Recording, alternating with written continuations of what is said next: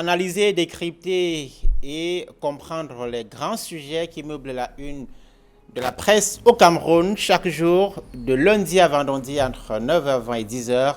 C'est l'objet de ce plateau que nous vous offrons chaque matin. Merci une fois de plus, madame, messieurs, d'être avec nous dans le cadre de la revue des grandes unes. D'abord, la revue de presse. La Nouvelle Expression est en kiosque ce matin et titre Maurice Kamto. Paul Biya libère son otage. Le siège de sa résidence a été levé ce 8 décembre 2020 à mi-journée.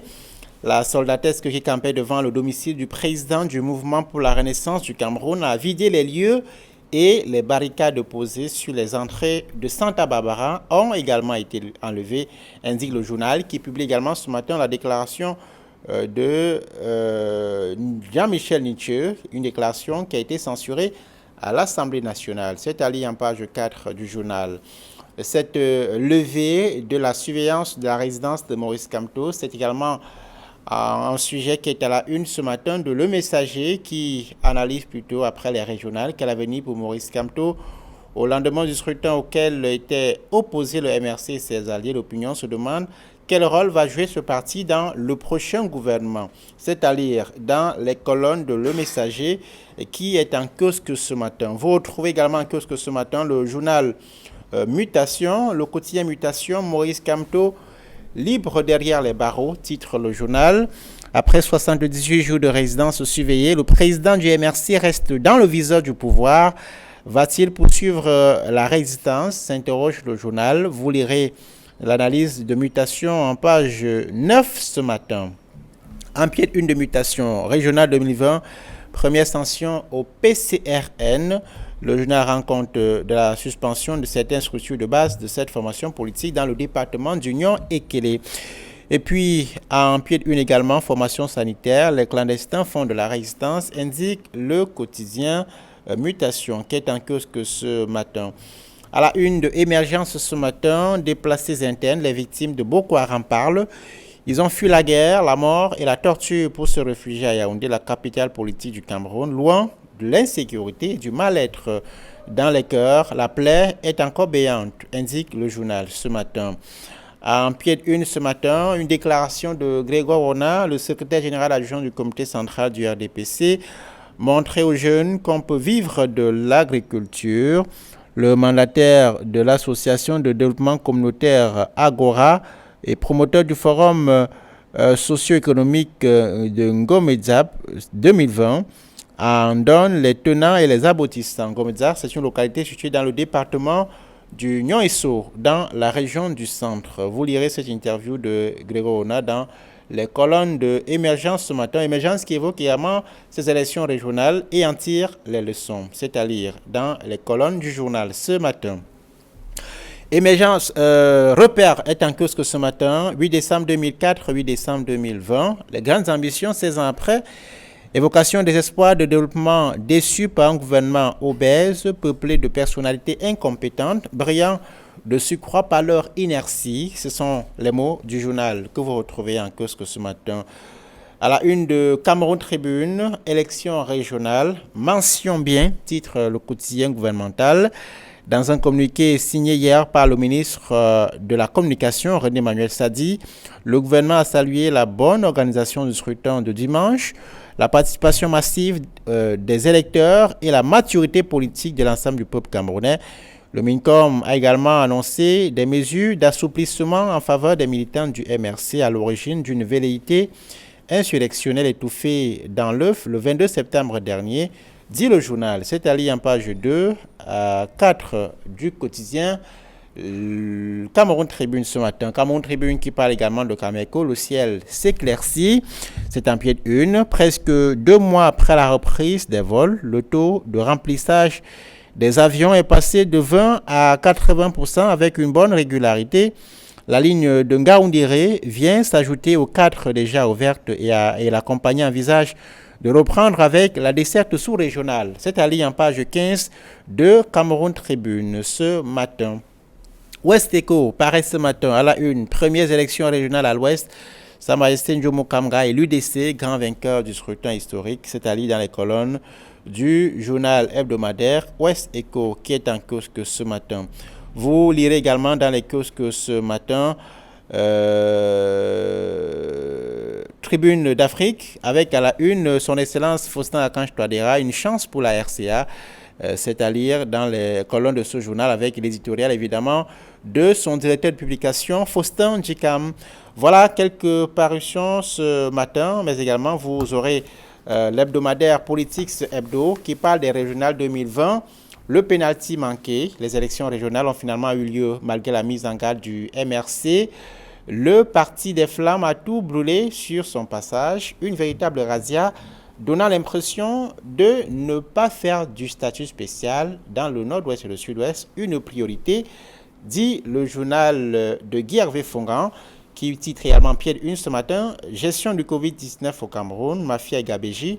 Le ministère est accusé de détournement. C'est un pied de une de Politics hebdomadaire ce matin de mercredi. Merci d'être avec nous ce matin, madame, messieurs. Nos analystes sont en plateau, le premier en tout cas d'entre eux.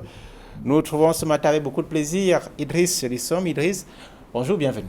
Bonjour Donald Brice, bonjour spécial aujourd'hui à deux groupes de personnes. Donald Brice, pour commencer, je vais commencer par ce groupe de téléspectateurs, on peut appeler un club Equinox, de la revue des grandes unes au carrefour le plus célèbre de l'Afrique centrale sur la nationale numéro 3, Boumiébil, pour ne pas le citer. Oui. Donc il s'appelle ce club de téléspectateurs de la revue des grandes unes qui est présidé par un certain Bettel, qui est un homme politique et qui depuis dimanche, passe des nuits blanches. Bon, vous pouvez imaginer dans quelle partie il se trouve. Donc, le PCRN, on lui souhaite... On le souhaite seulement à Bettel de reprendre les forces parce que la politique, c'est bien cela. Et je vais saluer en deuxième position tous ces maires, Donald Brice, qui profitent de la décentralisation, qui veulent qu'on leur transfère les compétences et les ressources pour qu'ils se remplissent les poches. Et non, qui utilisent les problèmes des populations comme tremplin. Ils sont nombreux qui disent qu'il n'y a pas de décentralisation au Cameroun parce qu'on ne transfère pas, on ne les laisse pas les mains libres, parce qu'il y a un gouvernement central. Ce qui est vrai, mais la vérité aussi est que plusieurs de ces maires sont là pour se faire les poches. Je leur dis bonjour ce matin. Merci. Ils sont nombreux à nous regarder. Merci Idriss Lissom, qui a couvert avec Maïsria les élections régionales dans l'Union Équilibre, avec une radio. En fait, c'est le groupe Culture FM qui a une radio et qui a 3 webzines, Nyon Ekel Info, Océan Info et Sanaga Matim Info. Très bien, merci d'être avec nous ce matin, très cher Idriss. Votre vis-à-vis nous a rejoint sur le plateau, c'est Prince Aristide Ngekam. C'est Prince, bienvenue. Bienvenue Donald Brice Kanga, bienvenue à Idriss Lissom. Merci. Je salue les populations de Makari, où le chef Ali Sungui a été fait,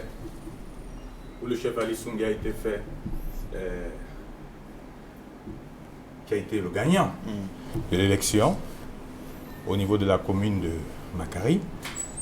Donc c'est lui qui est prochainement le porte-voix des chefs traditionnels de ce côté-là. Sa liste est passée sur 4 listes en compétition de ce côté-là. Je le salue parce que c'est une liste, je le rappelais ici à une autre émission, qu'on a, au-delà des analyses, on a jugé que cette liste était bien composée de toutes les communautés de ce côté-là. Je voudrais sortir de ces salutations en disant que de ce côté-là aussi, il y a un problème sur le commandement traditionnel. Vous savez que l'arrondissement de Ilela Alifa et de Darak est pratiquement le seul arrondissement qui n'a pas de chefferie de 2e degré.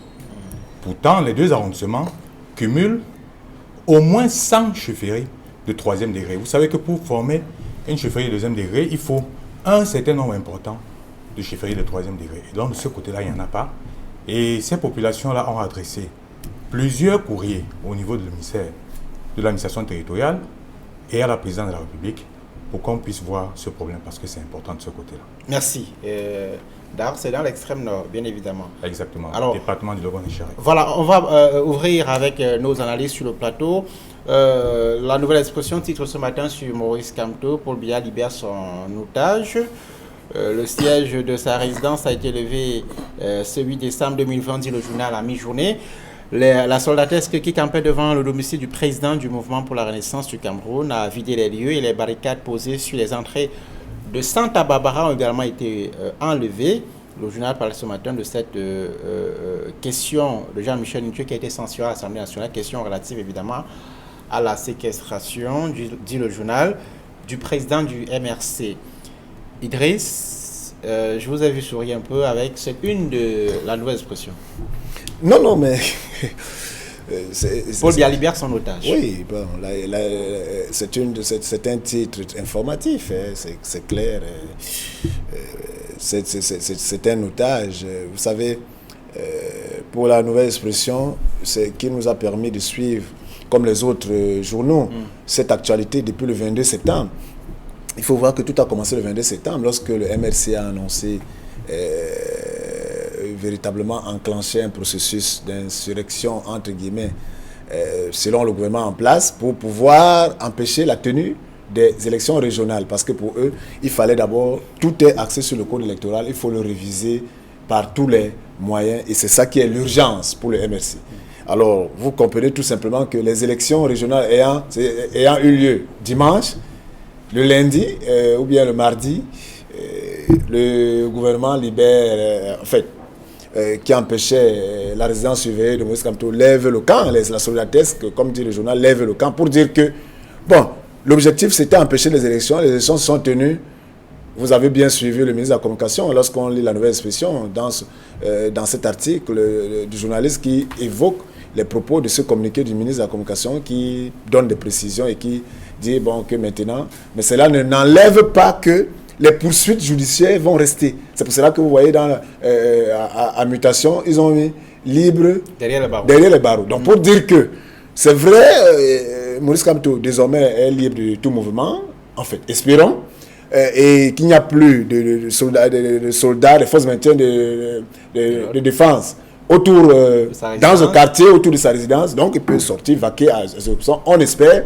Mais il y a comme une épée de Damoclès. Mais les poursuites restent pendantes. Donc maintenant, comme quelqu'un disait, après l'objectif du 6 décembre, what next? D'accord, on va en parler tout à l'heure sur les perspectives après cette levée de la mesure de surveillance de la résidence de Maurice Kamto. Alors, Prince Aristide, il fallait maintenir le président du MRC à son domicile pour permettre la tenue des élections régionales. Mais ça voudrait dire que le président national du MRC est important et que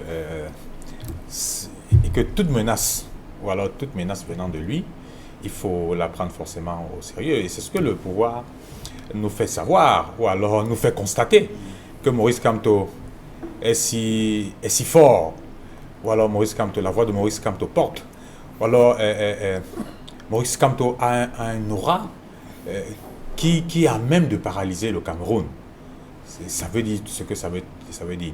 Mais pour revenir sur le sujet, c'est quoi concrètement?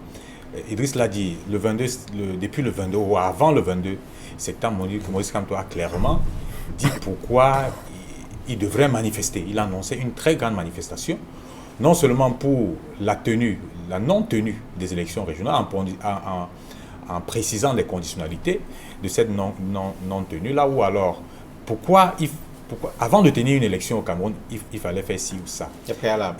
Les préalables, c'était notamment la crise anglophone, c'est-à-dire qu'il fallait régler la question de la crise anglophone, afin d'aller à une élection normale pour tout le monde, où les gens vont voter sans problème, sans peur. Et l'autre problème, c'était le toilettage du code électoral. Il y a un certain nombre de personnes qui n'étaient pas forcément d'accord en disant Maurice Kamto a toujours dit qu'il avait gagné les élections sur ce code électoral et que forcément, c'était pas un problème. Mais d'autres personnes estimaient que d'autres avis étaient qu'il y avait une crise que nous subissons depuis pratiquement 4 ans et qui empêche les populations du nord-ouest et du sud-ouest de se mouvoir normalement. Maurice Kamto estimait que ce sont des Camerounais et qu'on ne pouvait pas faire une élection alors que d'autres ne se sentent pas bien ou alors d'autres n'arrivent pas à vaquer normalement à leurs occupations. Le pouvoir a estimé autrement, le pouvoir avec son agenda a estimé que oui, si vous le dites, a pris la menace forcément au sérieux et l'a mis en résidence surveillée. Aujourd'hui, l'élection est passée, comme Idriss l'a dit, l'élection est passée. Yaoundé estime que oui, l'élection est passée. L'objectif, c'était d'empêcher la tenue de l'élection régionale. Aujourd'hui, c'est passé.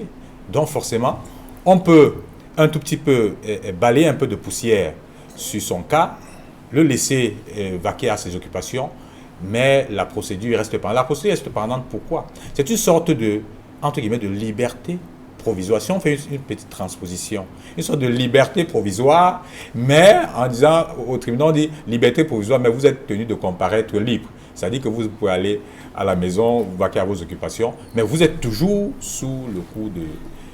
Alors, on va parler des perspectives qu'évoque ce matin le messager, mais Idriss, cette question, opérationnellement, le MRC pouvait empêcher la tenue de cette élection? Oui, le MRC pouvait donner à Brice, parce que vous savez, il y a deux choses aujourd'hui au Cameroun. Les Camerounais fonctionnent sur ce qu'on appelle trivialement au quartier le Congo-Sah. Les Camerounais fonctionnent sur la force des fake news, c'est-à-dire que il y a des officines qui sont assises, tapis dans l'ombre, qui peuvent décider dès demain que Dona Brice Kamgan a violé telle femme, ceci a fait ça et tout, balancer sur les réseaux sociaux. Le temps que vous viendrez pour pouvoir commencer à dire que non, c'est du faux et tout ça là. Vous savez, il y a plein de Camerounais. Si vous prenez 10 Camerounais, 8 pensent que la première information, qu'elle soit fake ou pas, est toujours la bonne. C'est-à-dire quand vous allez venir pour faire tous ces démentis, ça ne servira plus à rien. Donc en fait, mais je fais la caricature pour dire que le MRC en stratège a compris l'impact des réseaux sociaux et l'utilise à bon escient pour pouvoir passer ses messages. Et ce qui marche. Parce que première personne victime, c'est le gouvernement qui a compris que le MRC a une force sur les réseaux sociaux. Parce que le gouvernement a réagi très tard sur les réseaux sociaux lorsque le MRC avait déjà pris l'avance. Ça, c'est un fait. C'est précis. Deuxième chose, il faut noter que les Camerounais aujourd'hui sont des gens qui dorment chez eux et qui pensent qu'en se réveillant le matin, ils auront le changement.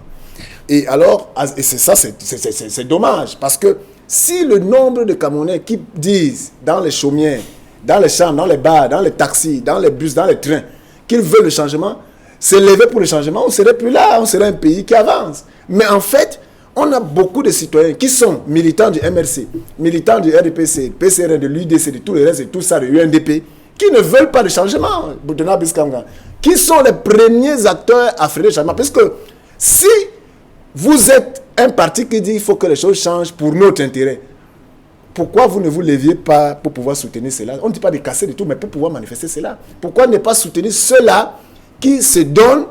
Parce que les Camerounais veulent qu'il y ait des boucs émissaires. Ils veulent que non, on coupe la tête de Kamto pour dire que oui, c'est pour ça, c'est comme ça qu'on a le changement.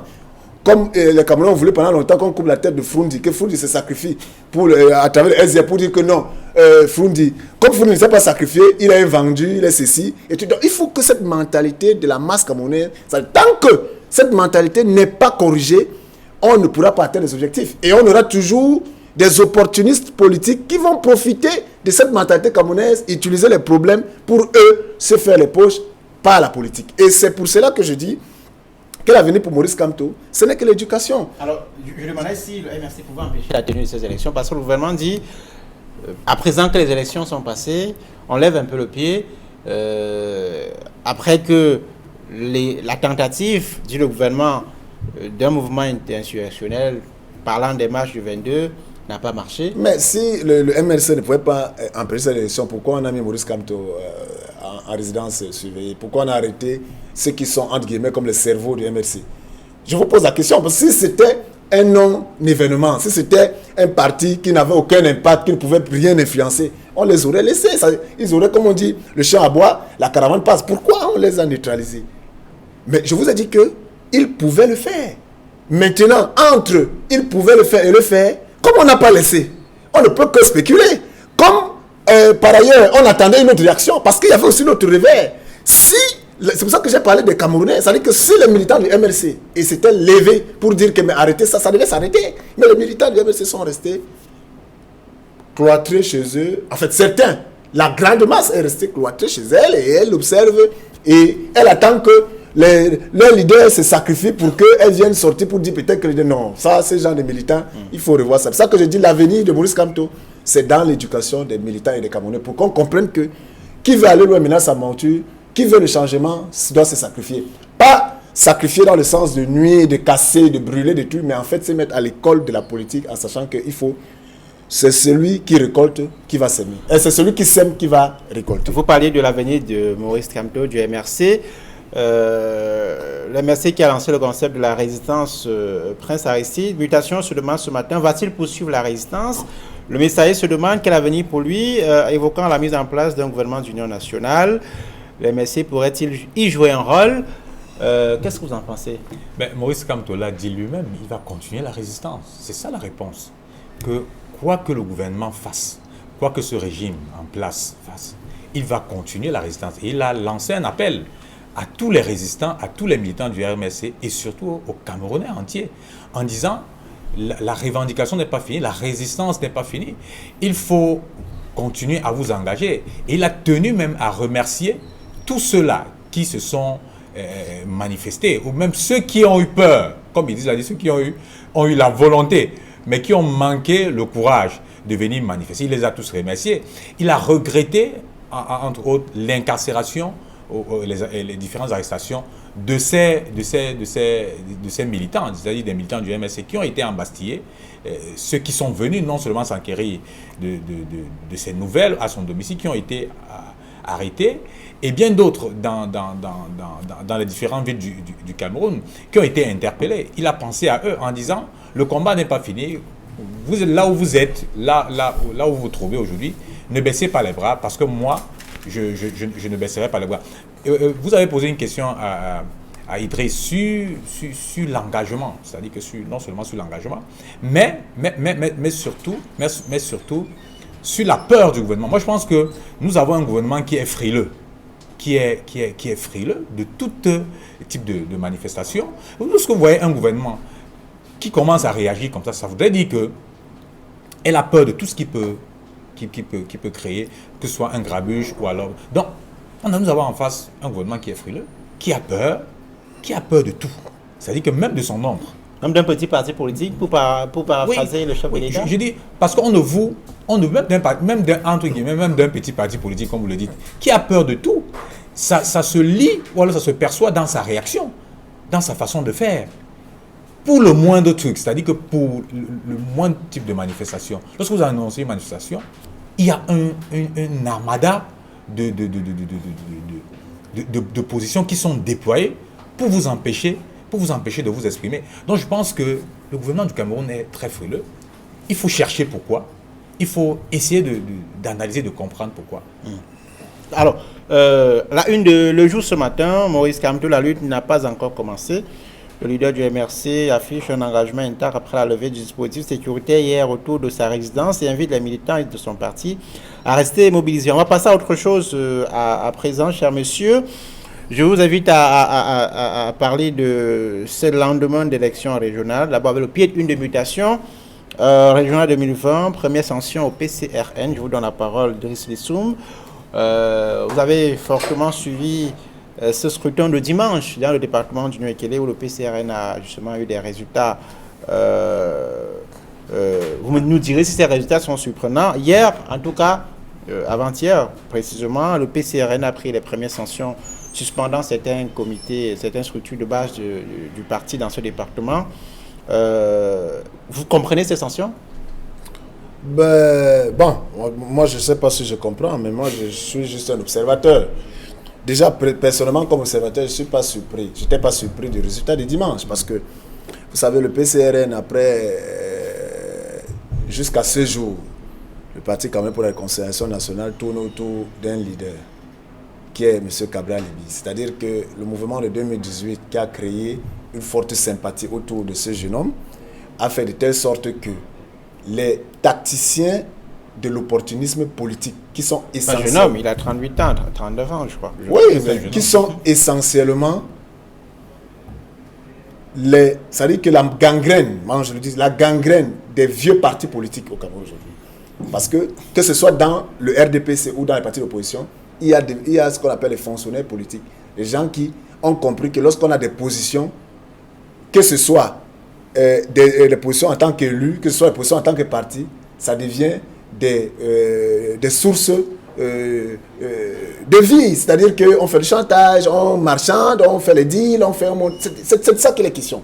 Mais ailleurs, on le fait pour que les populations dont on dit défendre, puis on puisse permettre à ce qu'elles avancent. Donc, pour vous dire que après 2018, les gens sachant que les élections municipales et législatives allaient suivre, les aiguilles du RDPC dans l'Union Ekele sont très vite allés vers Kaba pour dire non, c'est toi l'avenir, on est avec toi.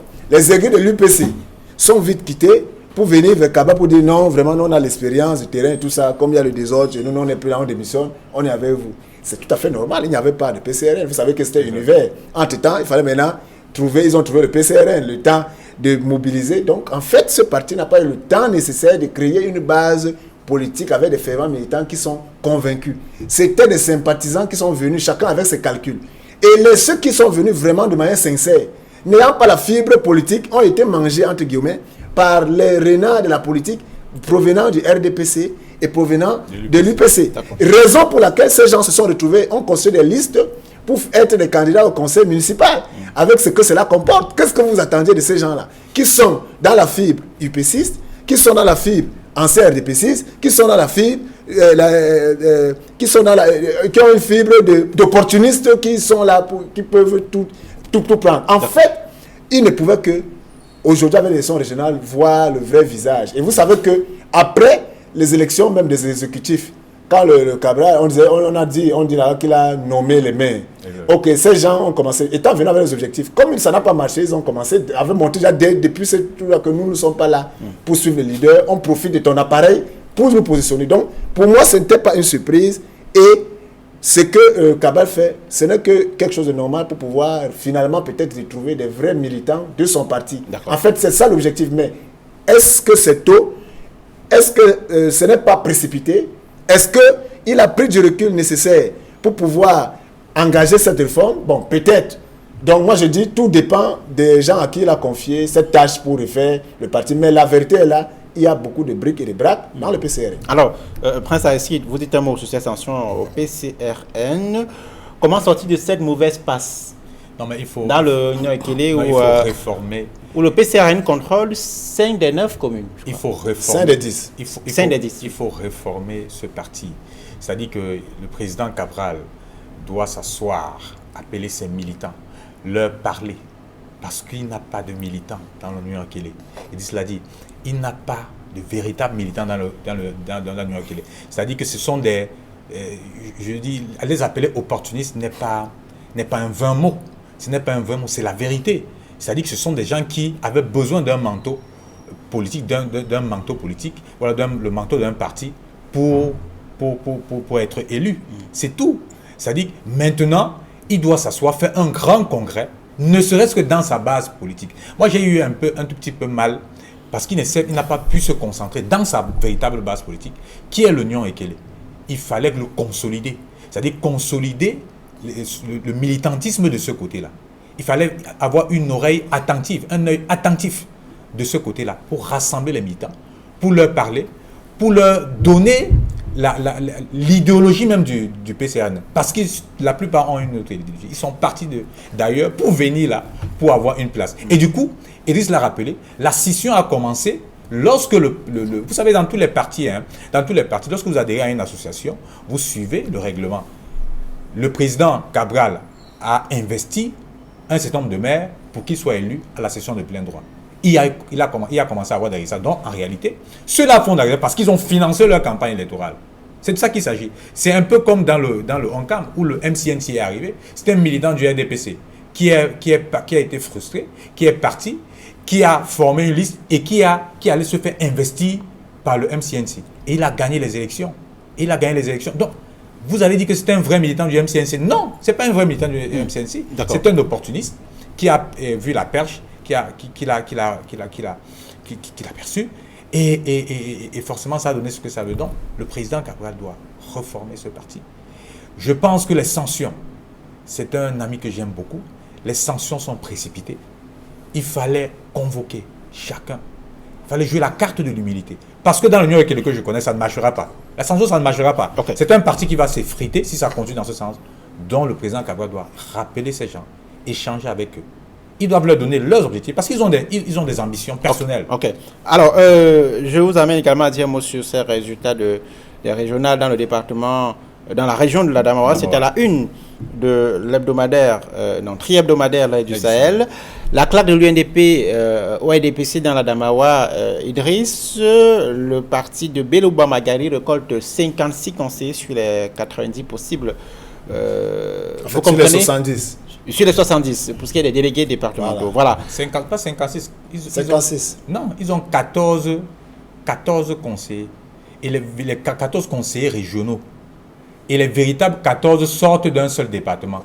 C'est-à-dire que sur tous les départements vous voulez parler du RDPC, c'est ce qui dit l'UNDP a 56. L'UNDP a 56 conseillers. RDPC en a 14. L'UNDP a 56 conseillers dans la région de l'Adamawa. Idriss, vous êtes surpris par ces performances? Non, mais on n'est pas surpris. En fait, voilà, on aurait été surpris si, comme dans l'Union Ekele, l'UNDP qui a la majeure partie des conseillers municipaux, ils avaient voté le RDPC, comme ça s'est passé dans l'Union Ekele. En fait, c'est là où on devait être surpris, mais en principe, un parti politique. En fait, l'élection régionale devrait être le reflet de la représentativité dans les conseils municipaux. En fait, c'est de ça qu'il est question. Si un parti a le maximum de conseils municipaux, à l'élection régionale, ce sont ces représentants qui devraient aller qui devraient aller au conseil régional parce qu'il a la majorité. C'est la logique. Donc pour moi, pas de surprise, c'est une logique normale et l'UNDP va gérer la région de l'Adamawa. Oui. Pour sortir de ce côté-là, on est un tout petit peu surpris parce que au niveau les informations qui nous reviennent de ce côté-là, rappellent que les propres militants du RDPC ont fait une contre-campagne pour le RDPC parce que ceux-là estiment qu'ils ont été, on ne les a pas encouragés ou alors les militants ne les ont pas élus pendant le conseil régional et par conséquent, ils ont donné un mot d'ordre souterrain pour que la liste du RDPC tombe. Malheureusement, dans ce département, dans cette région-là, il n'y a que le département du Mbéré qui a sauvé le RDPC de ce côté, l'image du RDPC de ce côté-là. Et ça rejoint, et ça me rappelle les différentes revendications. Le Mbéré, le département du Mbéré, qui n'a pas de ministre, qui vient encore de remporter, c'est-à-dire de sauver la face du RDPC de ce côté-là. De ce côté, dans ce département-là, on commence à dire au président Biya, nous sommes le seul département qui avons sauvé la face, qui est fidèle. D'accord. Donc par conséquent, vous devez nous donner un membre du gouvernement dans le prochain remaniement. Merci madame, messieurs, et à demain, 9h20, passez d'excellents moments sur notre antenne. Nos programmes évidemment se poursuivent.